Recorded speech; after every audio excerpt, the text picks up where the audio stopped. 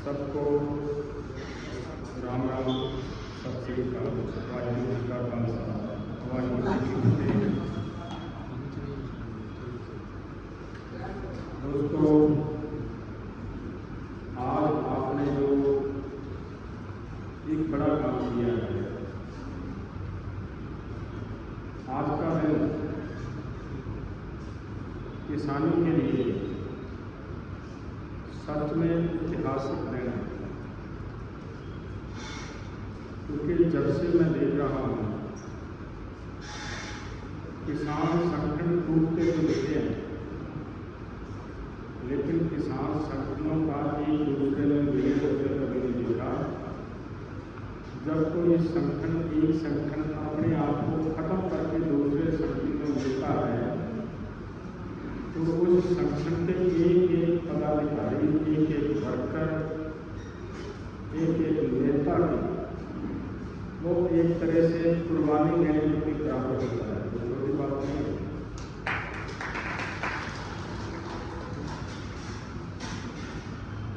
जो आपने भारतीय किसान यूनियन का सिद्धूपुर के संविधान में विश्वास जताया है और उसके साफ होकर आगे किसानों की लड़ाई लड़ने का फैसला लिया है, इसके लिए हम भारतीय किसान यूनियन का सिद्धूपुर के अध्यक्ष होने के नाते पूरी टीम की ओर से आपके इस हिम्मत, इस हौसले का स्वागत करते हैं। बहुत बड़ा काम किया है। जैसे अभिनंदन ने शुरू में बात कही थी कि संगठन जब टूटते हैं उसके दो कारण होते हैं। एक तो केवल पद की लालसा की वजह से संगठन टूटते हैं, या फिर संगठन टूटते हैं विचारधारा की वजह से।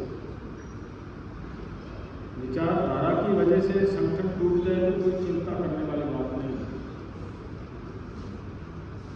इसके क्या विचार हैं, तो क्या चाहता है, जैसे मैं आपको ध्यान में लाऊंगी तो बात इसके ये बात हो सकता है सभी साथियों को इस बात की जानकारी ना हो।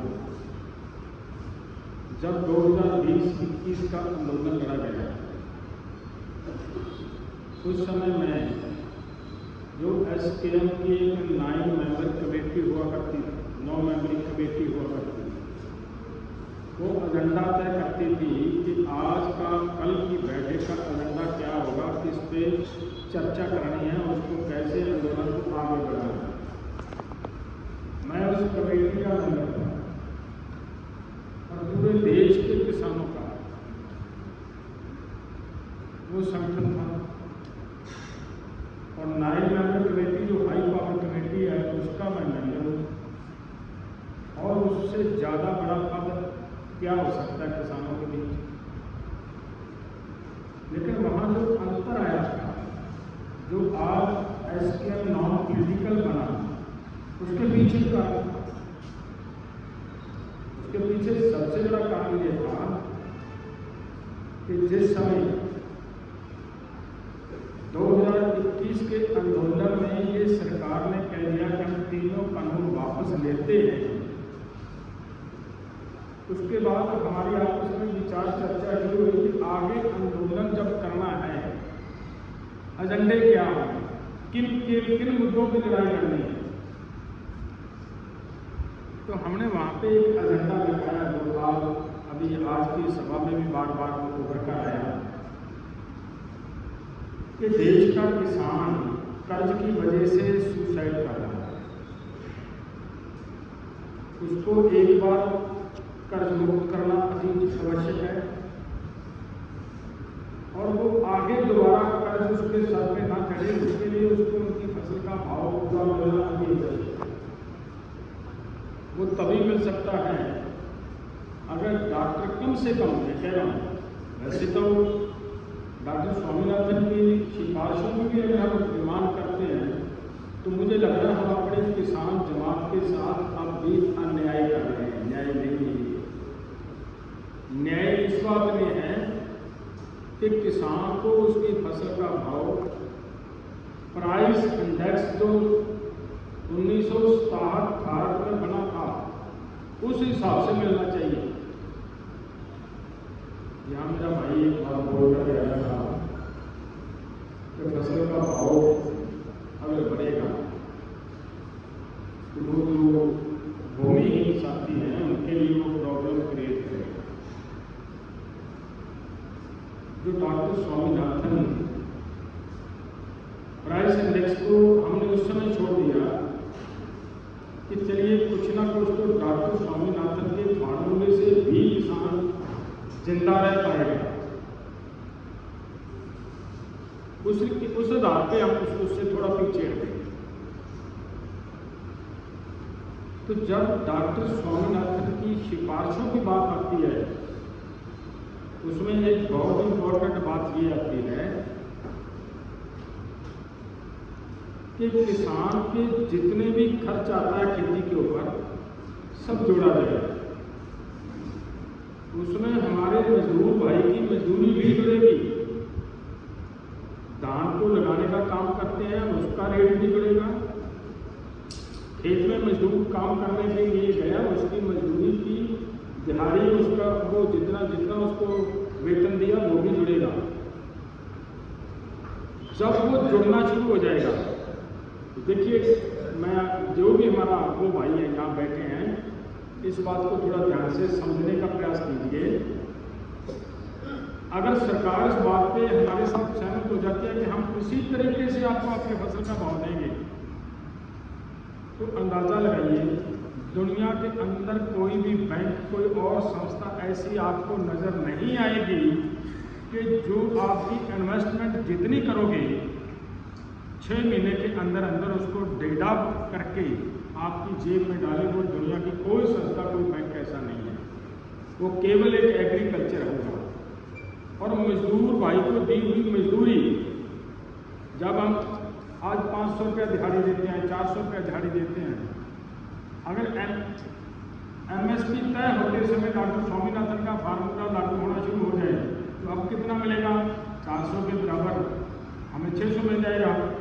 अगर मजदूर की दिहाड़ी 1000 रुपया हो जाती है तो हमें 1000 की बजाय 1500 रुपया मिलेगा। हम तो 500 रुपया आपको दिहाड़ी का पैसा देने से 500 रुपया और एक्स्ट्रा मिलेगा।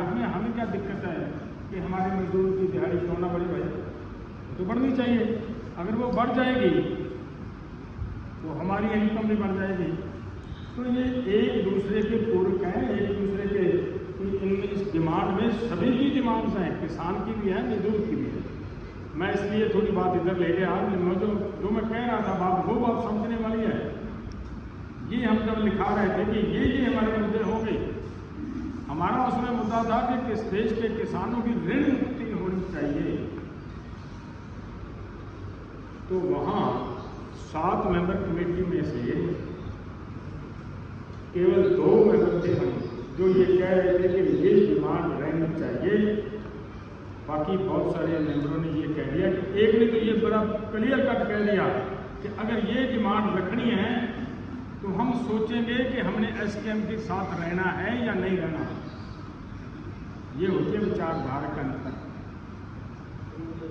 हम चाहते हैं कि किसान की ऋण मुक्ति होनी चाहिए, वो कहते हैं कि अगर ये लाइन रखनी है तो फिर हम सोचेंगे कि SKM के साथ रहना है या नहीं रहना। तो उस दिन भाइयों हमने ये बात कही थी कि अगर आपने ये लाइन निकलवानी है तो फिर हम भी सोचेंगे कि SKM के साथ हम काम कर पाएंगे या नहीं कर पाएंगे। उसी दिन से ये SKM नॉन पॉलिटिकल बनाने का प्रयास करना शुरू किया। आप सबने उस SKM नॉन पॉलिटिकल का सहयोग करा, हमने आंदोलन लड़ा, आंदोलन लड़ते लड़ते हम यहाँ तक लेकर गए उस बात को। ये आप सबका धन्यवाद करना चाहता हूँ कि देश के किसानों ने SKM नॉन पॉलिटिकल में अपना विश्वास जीता है। तो मैं बात कह रहा था कि संगठन टूटते हैं विचारधारा के आधार पर। विचारधारा के आधार पर तो टूटेंगे। जो आपका ऋण मुक्ति चाहते हैं नहीं वो आपके साथ कैसे लड़ेगा भाई। हम MSP की लड़ाई लड़ रहे थे ना, आप सब लड़ रहे थे। खनौरी बॉर्डर पे बैठे थे, शंभू बॉर्डर पे बैठे थे, रतनपुरा बॉर्डर पे बैठे थे। लेकिन उस समय जब एकता की बात आई थी, दूसरे साथियों ने ये कहा था कि हम एकता मता लेकर आए हैं, एकता मता। और उस एकता मता में क्या था, आप सब भाइयों को शायद इस बात की जानकारी नहीं, मैं ये बता दूं आपको। उसमें ये था कि एमएसपी की जो डिमांड है इसको पीछे ले जाओ, फिर एकता हो जाएगी। सोच के भला, जिस लड़ाई को लड़ते लड़ते यहाँ तक लेकर आए, सरकार बात करने को तैयार नहीं। सरकार को बातचीत के दौर में दोबारा फिर से लेकर आए, जिस तरीके से लेकर आए, और वो साथी ये कह रहे हैं कि इस डिमांड को पीछे करो। इसका मतलब वो इस डिमांड से भी सहमत नहीं है। तो प्रॉब्लम ये तो होती है। लेकिन एक बात मैं ये जरूर कहूँगा कि जितने भी किसान सच में इस डिमांड के साथ हैं कि किसान की संपूर्ण कर्ज मुक्ति होनी चाहिए, उसको डॉक्टर स्वामीनाथन, कम से कम डॉक्टर स्वामीनाथन के फॉर्मूले के अनुसार फसल का भाव मिल जाए और एमएसपी गारंटी कानून बन जाए। वो जो इस बात को समझते हुए क्लियरली बड़ा दिल से इसके साथ हैं, उनको तो हम हाथ जोड़ के निवेदन करते हैं सभी साथियों को कि वो भाई कहीं पे भी बैठे हों, सब इस आंदोलन का हिस्सा बने। लेकिन आपके लिए मैं ये बात इसलिए कह रहा हूँ कि आपने बहुत बड़ा त्याग किया है। एक संगठन बनता है, बहुत मेहनत से बनता है, लगातार जब से हमने 2021 का आंदोलन पोस्टपोन करके आए, आप सभी साथी उसी दिन से जोर से लगे हुए थे इस संगठन को खड़ा करने में। एक एक को पहचानता हूँ, एक एक के चेहरे का वाकिफ हूँ, एक एक के नाम का वाकिफ हूँ। तो इतना लंबा समय आपने काम किया है, तो उसके लिए आज एकदम आपने त्याग दिया सब कुछ के हमारा जितना भी पद थे, जो भी हम थे, हम सब छोड़कर इस संगठन में अपने संगठन को विलय करते हैं। इसलिए आप सबका मैं किन शब्दों से धन्यवाद करूं, मेरे पास कोई शब्द नहीं है। आपने बहुत बड़ा काम किया है और वो काम कोई बिरला आदमी वो काम कर पाएगा, हर आदमी वो काम नहीं करता जो आपने किया। दूसरी मैं आपसे एक दो बातें ये करना चाहता हूँ कि देखिए, हमने SKM नॉन पॉलिटिकल नाम रखा है। क्यों? ये हमारे संविधान जब संगठन बना था ना, किसानों का संगठन बना था स्टार्टिंग में, तभी से ये बात आई थी कि किसी भी पॉलिटिकल पार्टी को हम समर्थन नहीं करेंगे, चुनाव नहीं लड़ेंगे। ये स्टार्टिंग में जब 1970 में किसानों का संगठन होंद में आया था, तभी से ये था। और ये जो संविधान की ये जो लाइन है, जो वो आज अगर किसी के पास है तो वो आपके पास है। BKU एकता सिद्धूपुर का आप आज से हिस्सा बन चुके हो, इसलिए मैं कह रहा हूँ कि वो आपके पास है। आपके संविधान में ये लाइन आज भी है कि हमारा कोई भी साथी किसी पॉलिटिकल पार्टी के किसी भी व्यक्ति का समर्थन नहीं करेगा, उसका झंडा उठाकर उसका प्रचार नहीं करेगा, और वोट पाने का आपको संविधान ने राइट दिया। आप वोट किसी को भी डाल सकते हो, वोट पाएंगे या पाना, और वो एक संवैधानिक राइट है। सरकार चुनने का आपके पास एक मौका आता है, उसको इस्तेमाल करना बनता है, वो सब करते हैं। तो मैं ज़्यादा कुछ ना बोलता हुआ मैं आप सबको एक दो बातें ये जरूर कहना चाहूँगा दोस्तों कि देखिए, लड़ाई करना हम अपना फर्ज समझते हैं। हम किसी के ऊपर कोई एहसान नहीं करते, हमारा कोई एहसान नहीं है। हमने अनशन किया, हमारे शरीर पे क्या प्रभाव पड़ा वो अलग बात है, वो तो पड़ेगा। आप ये देखिए, शहीद आजम सरदार भगत सिंह ने कुर्बानी दी है, उस समय के बहुत सारे शहीदों ने कुर्बानियाँ दी, उधम सिंह ने कुर्बानी दी, प्रताप सिंह सराभा ने कुर्बानी दी, लोगों ने कानून पानी की जेल झेली है। ये जो पंजाब और हरियाणा, ये तो पॉलिटिकल लोगों की चाल थी इस खित्ते के लोगों को आपस में बांटकर जिंदगी भर ये लोग इकट्ठे ना हो पाए। इसका एक बहुत बड़ी वजह है, बहुत बड़ा कारण है। आप में से जिन्होंने हिस्ट्री पढ़ी है, इतिहास पढ़ा है, वो इस बात को अच्छी तरह समझते होंगे कि देश की आज़ादी की लड़ाई जब लड़ी जा रही थी, उस समय ये हरियाणा पंजाब अलग अलग तो है नहीं थे, एक ही था। उस समय तो जो पाकिस्तान में हमारा हिस्सा चला गया वो भी एक ही था। सबसे ज़्यादा कुर्बानियां अगर किसी खित्ते में से हुई, वो इसी खित्ते से हुई, इस खित्ते से 92% कुर्बानियां इस खित्ते से हुई हैं। और या फिर दूसरी उनके सेकंड नंबर पे जो आता था उस समय की कुर्बानियों के वक्त, तो वो आता था बंगाल। ध्यान में लिखिए, भारत पाकिस्तान नहीं बटा, वो खित्ते बटे हैं जो लड़ने वाले थे। पंजाब की आधी ताकत पाकिस्तान में छोड़ दी, आधी हिंदुस्तान में कर दी। लड़ाई जितनी हुई है, किन की हुई है, कटे कौन गए? पंजाब के लोग कटे गए। उधर वालों ने इधर आना था, इधर वालों ने उधर जाना था। बहुत भारी नुकसान हुआ, वो झेला हमारे लोगों ने। पहले तो देश की कुर्बानी के लिए 92% कुर्बानियां दी, काले पानी की जेल झेली, उसमें 92% कुर्बानियां पंजाब, हरियाणा, हिमाचल, पाकिस्तान में बैठे हमारे भाइयों ने, इन्हीं ने झेली। और दूसरी बात मैं ये कहना चाह रहा हूँ, अगर दिल्ली तक पाकिस्तान बन जाता और उधर जाकर जो बंगाल में एक हिस्सा अलग किया, वो करने की क्या जरूरत थी भाई? उनको इधर ही एक जगह पे कर देते।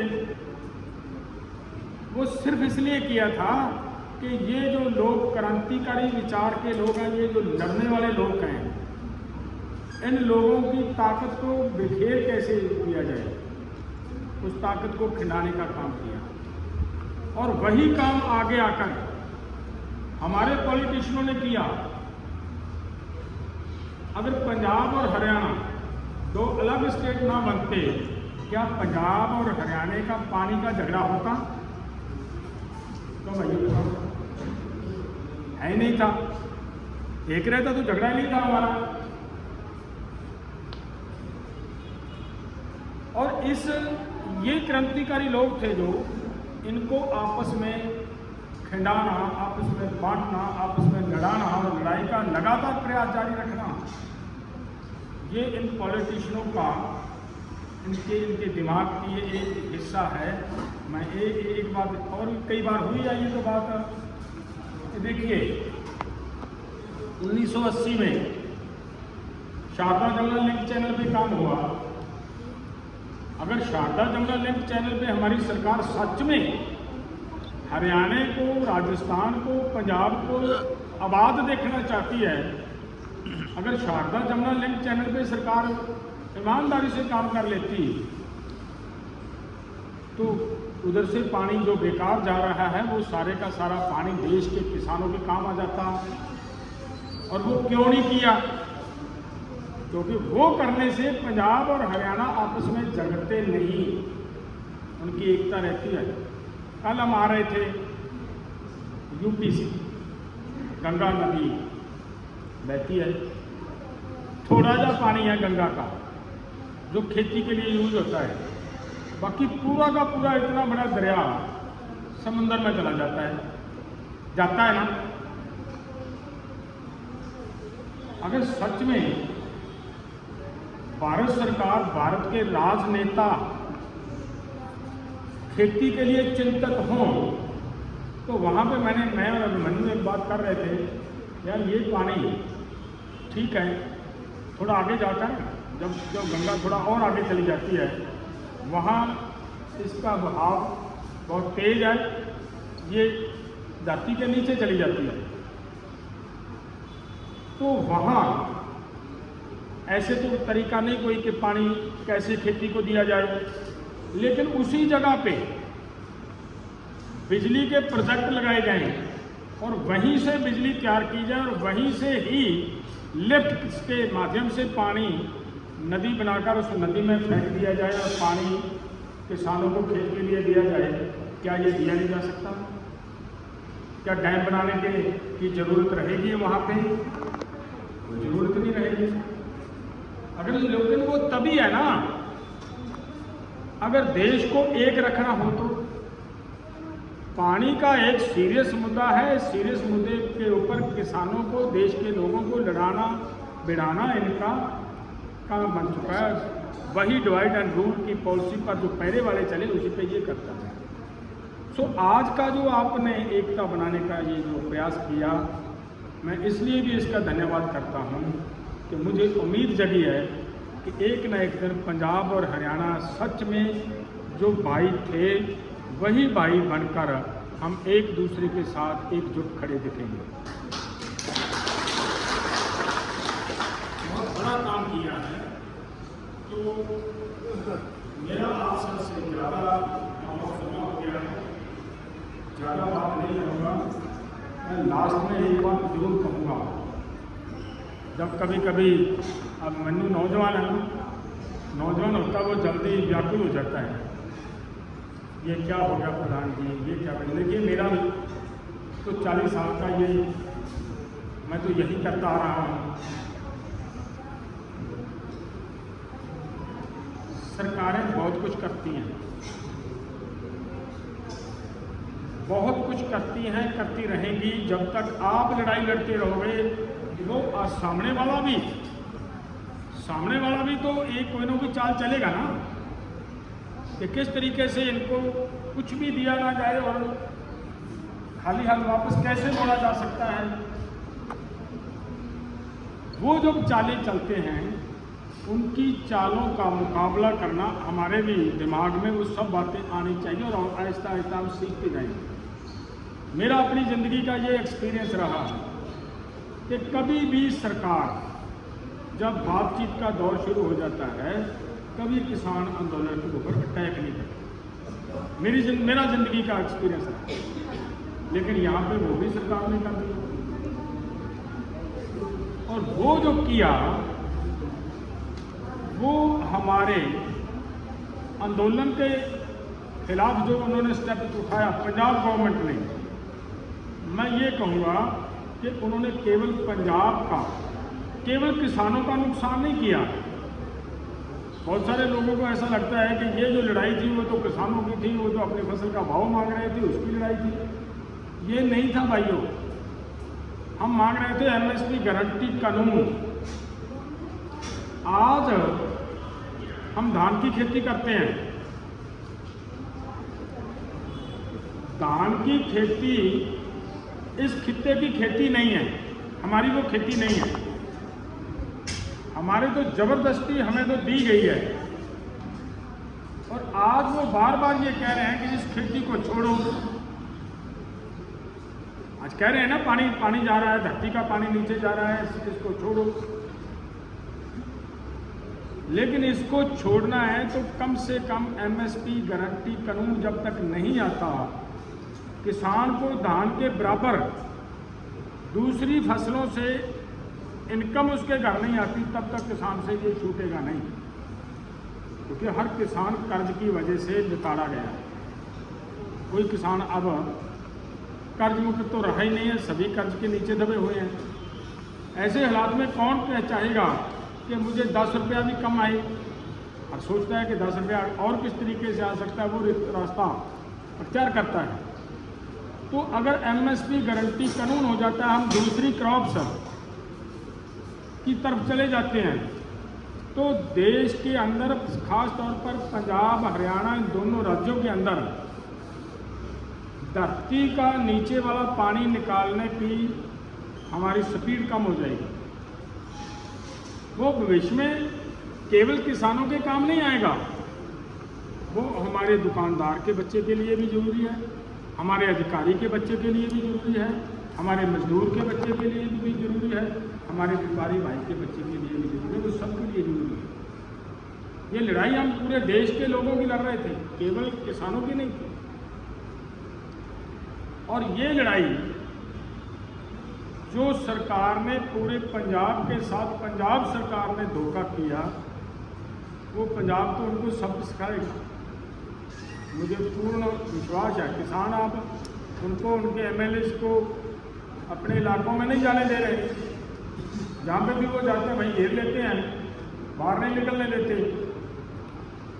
लेकिन मैं फिर भी ये कहता हूँ आपको, भले सरकार ने धोखे से आपका आंदोलन बिखेरा, हिंडाया, इस बात की चिंता नहीं करेंगे। लड़ेंगे तो पीटे भी जाएंगे, जेल भी झेलनी पड़ेगी। उससे अगर हम डर कर चलेंगे तो कुछ नहीं हो पाएगा, उसके लिए हमें तैयार रहना पड़ेगा। और जो किया इस आंदोलन ने, आप एक बात हरियाणा वाले तो अच्छी तरह समझते हो ना, आपकी सरकार ने ये कहा ना कि हम अपनी स्टेट के अंदर अपने किसानों को एमएसपी गारंटी कानून देते हैं, कहा ना। वो इस आंदोलन का प्रेशर था, पहले नहीं कह दिया। 10 साल से सरकार राज कर रही है, तब से तो कहा नहीं, लेकिन अब क्यों कहा? वो आपके आंदोलन का प्रेशर था। दूसरी बात, पार्लियामेंट के अंदर विपक्ष का नेता ये बोलने के लिए आपने मजबूर कर दिया कि हम इसी ही सदन से किसानों को एमएसपी गारंटी कानून देंगे। एक तो होता है वो अपना चुनावी घोषणा पत्र, चोन मैनिफेस्टो जारी करते हैं, वो तो अलग बात होती है, लेकिन वो उससे इतनी ज़्यादा मजबूत है बात कि पार्लियामेंट के अंदर उसको ये कहना पड़ा और उसने माना कि हम अब किसानों को एमएसपी गारंटी कानून देंगे। वो अपने आप उनका भी गला आपके हाथ में आया। और अगली बात, पार्लियामेंट्री कमेटी ने ये कह दिया कि किसानों को एमएसपी गारंटी कानून दिया जाना चाहिए। दूसरी बड़ी बात हो गई। और एक बात और मैं कहूँ, हमें एमएसपी गारंटी कानून में ज़्यादा समय लूँगा तो फिर ज़्यादा और मतलब कुछ बातें ऐसी गुंजलदार आ जाती है जो समझ नहीं पड़ती आदमी के। एमएसपी गारंटी कानून में एक सबसे बड़ी दिक्कत WTO है, और उसमें एक थोड़ा सा रास्ता है, जो रास्ते पे हमारी सरकार अब चल भी रही है। वो ये है कि पीस क्लॉज के माध्यम से अपने राज्य के किसानों को, अपने राज्य के लोगों को, आम लोगों को अनाज खिलाने के लिए फ्री में अनाज बांटने का जो प्रावधान करती है, उसके लिए वो जितनी ज़रूरत है उतना अनाज खरीद सकती है। वो पीस क्लॉज की वजह से होता है। नहीं तो WTO में ये है कि भारत के अंदर सरकार किसानों की फसल खरीदना बंद करे।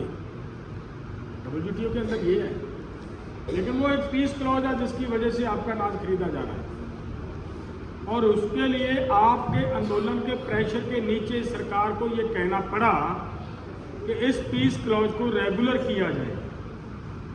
ये भी आपके आंदोलन की एक बड़ी प्रेशर दबाव की बात है।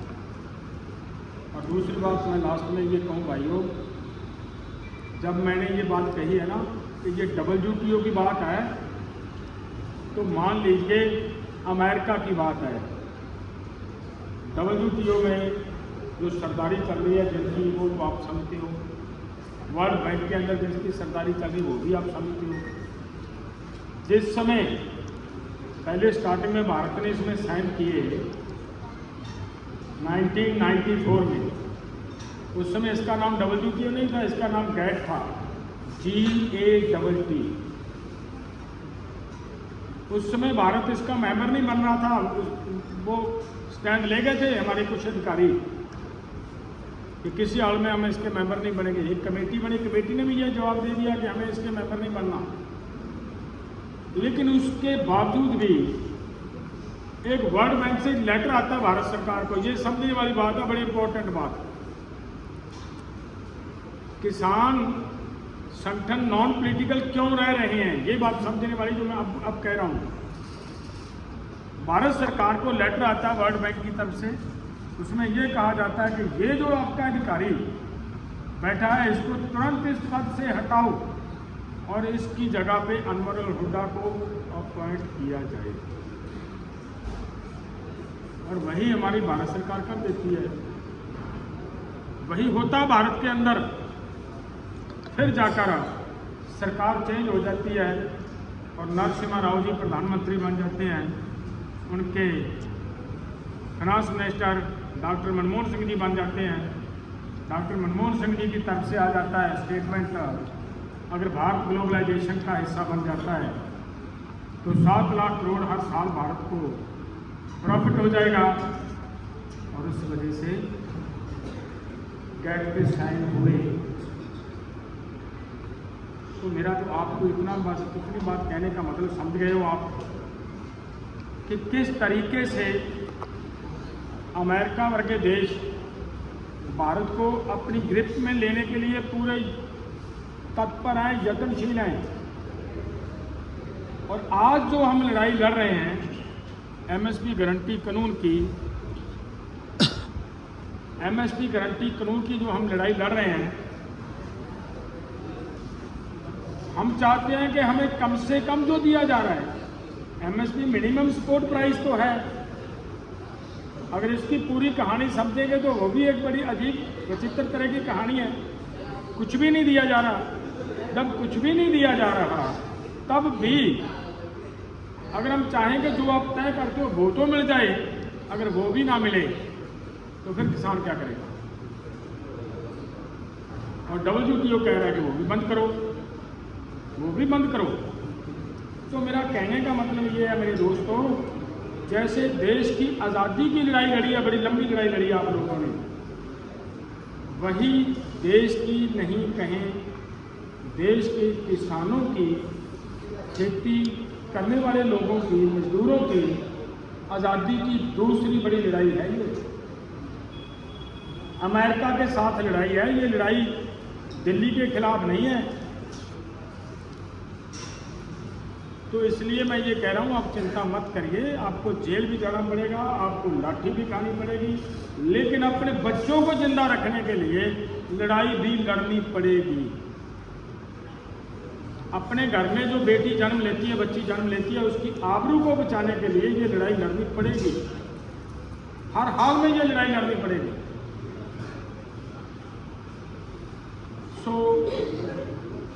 काफ़ी समय मैंने ले लिया आपका। तो इस लड़ाई को अगर लड़ना है तो फिर जेल से नहीं डरना, मुकदमों से नहीं डरना, ये तो होंगे, लेकिन ये भी बात है कि ये जो मुकदमे हो रहे हैं, हम ये कहते हैं कि हमारा संविधान हमें आंदोलन करने का, अपनी आवाज़ बुलंद करने का अधिकार देता है। हमने गैर संवैधानिक कुछ नहीं किया। संविधान के अनुसार अपनी आवाज़ रखने के लिए हम आए। हम दिल्ली आना चाह रहे थे। हरियाणा गवर्नमेंट ने जिस तरीके से वहाँ पे सीमेंटेड बैरिकेडिंग की और हमारे लोगों की मजबूरी बनी वहाँ बैठना। हम तो दिल्ली आना चाह रहे थे। हम दिल्ली आते, सरकार हमारे से बात करते वापस चले जाते। अगर सरकार उसी समय जब बातचीत शुरू हुई थी, बातचीत चलती रहती, तो क्या वो हमें दिल्ली आने की जरूरत थी? कोई जरूरत नहीं। ये तो सरकार की जिम्मेदारी बनती थी। तो जो जितने भी ये एक होता है कि सरकार इस बात को समझती है, हर सरकार समझती है कि आंदोलन करना लोगों का संवैधानिक अधिकार है, उसके तहत लोग आंदोलन करते हैं, आंदोलन किया है और उसी के आधार पे हम ये कहते हैं कि सरकार अपना ये सभी जितने किसानों के खिलाफ मुकदमे दर्ज किए मुकदमे वापस ले सकते, नहीं तो फिर हमारा ही तो जिम्मेदारी बन जाती है उसके खिलाफ भी लड़ना। वो भी लड़ाई लड़ेंगे, पूरी ताकत से लड़ेंगे, तभी जाकर हम इन मुकदमों से अपने किसान भाइयों, अपने बच्चों को निकलवा सकेंगे। ये लड़ाई लड़नी पड़ेगी। लेकिन फिर भी मैं ये कहता हूँ यहाँ की इंटेलिजेंस भी होगी और भी अधिकारी किसी न किसी रूप में हमारी बात सुन रहे होंगे। हम नहीं चाहते कि एक छोटी सी बात के लिए हम फिर से एक बड़ा आंदोलन खड़ा करेंगे। लेकिन जब हमारा आंदोलन होगा वो फिर केवल इन मुकदमों के लिए तो होगा नहीं। जब हमने एक रणनीति के तहत एक बड़ी गैदरिंग लेकर चलने का प्रयास किया फिर तो हमारा और भी बहुत सारी मांगें होंगी। इसलिए हम सरकार को ये कहते हैं कि प्रोटेस्ट करना हमारा लीगल राइट है। वो प्रोटेस्ट करते समय आपने हमारे ऊपर मुकदमे की लगाए हैं, हम आपसे निवेदन करते हैं कि वो सब के सब मुकदमे जितने भी हमारे किसानों के ऊपर, नौजवानों के ऊपर हैं, वो सब सरकार वापस ले। हमें मजबूर ना करें कि हम कोई मजबूरन और आंदोलन का रास्ता अख्तियार करने के लिए मजबूर हों। हमारी ये सरकार को विनती है कि सरकार इसको ध्यान में ले अपना। मैं जो बात कह रहा था कि देखिए लड़ना पड़ेगा। एक बात, आप जितने साथी बैठे हैं, अगर जो साथी अब जो मैं बात कह रहा हूँ इसके साथ जिनका माइंड सहमत हो, सिर्फ वही हाँ बोलना। जिसके माइंड में वो बात समझना है वो बेशक ना हाँ मत बोलना। ये बताएं आप, आपके दादा थे, ध्यान ले जाइए अपने दादा की तरफ। जब आपके दादा थे, ईमानदारी से बताएं, आपके किसी के भी दादा के सर पे कर्ज था क्या? क्यों भाइयों? नहीं था। जितना दादा ने अनाज पैदा किया उगाया 1 एकड़ से, आज उसका पोता उससे 10, 12, 15 गुना अनाज उगा रहा है या नहीं उगा रहा? उगा रहा है। वो दादा जितना अनाज दादा ने पैदा किया उसके सर पे कर्ज भी नहीं था और उसका पोता आज 10 गुना, 12 गुना, 15 गुना अनाज अपने दादा से ज़्यादा पैदा कर रहा है, लेकिन पोता फिर भी कर्जे में बाल कर्जे में ना गया उसका। ये सच्चाई है या नहीं सच्चाई? अगर आज सरकार कहे कि सभी किसान ऋण चुकाएं, एक डेट तय कर दी, इस डेट तक ऋण चुकाएं, नहीं तो अपने आप की ज़मीन आगे दे दी जाएगी, क्या हमारे किसान वो ऋण चुका पाएंगे? नहीं चुका पाएंगे। इसका मतलब अगर आज ये उस दादा का ये पोता ऋण नहीं चुका पाएगा और आगे अनाज की और प्रोडक्शन बढ़ने की भी कोई भविष्य में संभावना नज़र नहीं आ रही, और जब इस दादा का जो आज का जो पोता है इसका पोता आएगा, क्या वो इस कर्ज को चुका पाएगा? नहीं चुका पाएगा। जब वो पोता कर्ज नहीं चुका पाएगा, फिर अंदाजा लगाएं पोता क्या करेगा, क्या रास्ता क्या करेगा पोता? जमीन भी कह दी है। कुछ नहीं। पोता को सुसाइड करना पड़ेगा भाई, करना पड़ेगा या नहीं करना पड़ेगा? तो ये एक बात मैं लास्ट में और पूछना चाहता हूँ। आप बाज़ार से, बैंक से, आरती से 5, 7, 10 हज़ार रुपये लेकर आओ उधार, वो रास्ते में आपका पैसा छिन जाए, गिर जाए, खो जाए, उदासी आती है ना, यार पैसा खो गया। घर में जाते हो, बच्ची बोलती है, पूछती है, बेटी पूछती है, पिताजी आज क्या बात है, इतनी उदासी क्यों है? आप बच्चे को बताते हो कि मेरा 10,000 रुपया खो गया, वो भी उदासी में आ जाती है या नहीं आ जाती? पूरे का पूरा 10,000 के कारण उदासी में आया हुआ है। लेकिन एक नुक्कड़ में वो छोटा सा पोता जो 1.5 साल 2 साल का वो खेल रहा है, वो आपके पास आता है, आपके पास आकर वो जिद लगाता है कि हमें गोद में बिठाएं दादा। ईमानदारी से बताएं, जब उसको उठाकर गोद में बिठाते हो और वो आपकी तरफ देखकर हंसता है और आपका उनका हंसा, ईमानदारी से बताएं, एक बार आपकी वो पूरी की पूरी 10,000 की टेंशन दूर कर देता है या नहीं करता? करता है। तो भैया ये हमारी जिम्मेदारी बनती नहीं है। तो आपकी टेंशन दूर कर रहा है, कर्ज में उसका तो बेचारे का कोई रोल ही नहीं है, उसका तो कोई रोल नहीं है कर्ज लेने में। और मरना किसको पड़ेगा? उसको। क्या हमारी जिम्मेदारी नहीं बनती कि हमने उनको जन्म दिया है, उनको कर्ज से निकालना भी हमारी जिम्मेदारी बनती है। अगर सरकार के साथ हम आंदोलन करते समय जेल चले जाएं, 2 साल 3 साल 4 साल 5 साल सरकार जेल में रखे, और कितना समय रखेगी? 5 साल के बाद वोट तो आएगी। फिर वोट से पहले आपको उनको जेल से निकालना पड़ेगा ना। क्यों भाइयों? जब आपको जेल से निकालेंगे तब आपकी बात मान कर ही निकालेंगे। अगर 5 साल आप जेल में रहकर अपने पोते की मौत का सामान है जो आपके सर पे कर्ज है, उसके ऊपर कांटा मरवा देते हो, उसकी मुआफ़ी ले जाते हो, उसको उससे फ्री हो जाते हो, तो फिर एक ईमानदारी से बताएं, 5 साल तो आपने लगाए जेल में, ठीक बात। जब से आपने घर की कबीलदारी सामी है, वो 20 साल से संभाल रखी होगी सभी ने, यही बात है। कम से कम 20 साल से तो काम कर ही रहे हो ना। 20 साल काम किया, दिन रात काम किया, फिर भी कर्ज चढ़ गया और 5 साल जेल में लगा दिए, तो वो चढ़ा हुआ कर्ज के ऊपर लकीर करवा दी। ईमानदारी से बताएं, वो 20 साल जो आपने काम किया वो सफल रहा, या 5 साल जो आपने जेल में लगाए वो सफल रहा? बताएं। ये कोई चाव नहीं होता किसी को भी जेल जाने का, लेकिन मजबूरियां होती हैं। हमारी मजबूरी है कि हम अपने बच्चों को मरता नहीं देख सकते।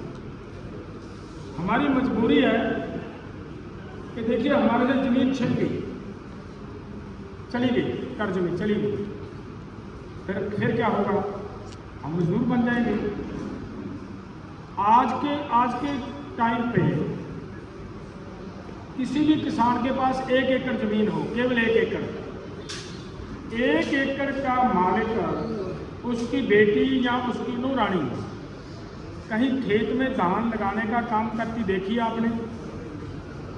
तो भाई मजदूर की बेटी को लगाना पड़ रहा है ना, मजदूर की बेटी को लगाना पड़ रहा है। तो जब आपके पास हमारे पास जमीन नहीं रहेगी तो हमारी भी बेटी को ये करना पड़ेगा। जब हमारी बेटी को ये करना पड़ेगा तो फिर वो कारपोरेटों की खेती होगी, उनका धंधा होगा, वहाँ पे मजदूरी करनी पड़ेगी, वहाँ से उनकी इज्जत सही सलामत वापस नहीं आएगी। इसलिए ये लड़ाई हमारे बच्चों की ज़िंदगी की है, हमारी बहु बेटियों की इज्जत की लड़ाई है। ये हर हाल में लड़नी है दोस्तों, लड़नी पड़ेगी। और जब आप ये देखिए, आपका आज का मैसेज कितना बड़ा जाएगा। आपने जितना बड़ा, आपको लग रहा है कि हमने इतना ही किया है कि हम अपनी यूनियन उस यूनियन में मिला दी, लेकिन सरकार को ये लगेगा कि ये क्या हो गया, ये नया इतिहास बनना शुरू हो गया। संगठन बिखरते तो देखे हैं, लेकिन मुड़ संगठन इकट्ठे होते नहीं देखे। ये पहली बार हो रहा है कि संगठन इकट्ठे हो रहे हैं, और ये जो संगठन इकट्ठे होंगे वो आपके लिए शुभ संकेत है और सरकार के लिए चिंता का विषय है। जब देश का किसान इसी तरीके से एक जगह पे इकट्ठा हुआ नजर आएगा मुझे लग रहा है सरकार को सोचना पड़ेगा कि अब इनको समझ आ गई है, अब ये अकेले बिखरे नहीं रहेंगे, अब ये इकट्ठे होकर लड़ेंगे। तो आप सबका में मैं फिर से धन्यवाद करता हुआ, जो मैं चाहता हूँ आज अगर आप सबकी सहमति हो तो देखिए, जो मुझे हमारे नौजवानों ने बताया मैं वो आपके सामने रखना चाह रहा हूँ। आपको आपकी सहमति हो तो मंजूरी देना, अगर आपकी सहमति ना हो तो ये कह देना कि नहीं है। हम ये चाहते हैं कि हरियाणा स्टेट का जो प्रदेशाध्यक्ष लगाना है वो आपके साथियों की तरफ से जो मुझे इन्फॉर्मेशन दी गई, उन्होंने कहा कि हम चाहते हैं कि अभिमन्यु कुहार को प्रदेशाध्यक्ष लगा दिया जाए। क्या आप सब साथी इस पे सब सहमत हैं? और बहुत धन्यवाद। और उसके साथ साथ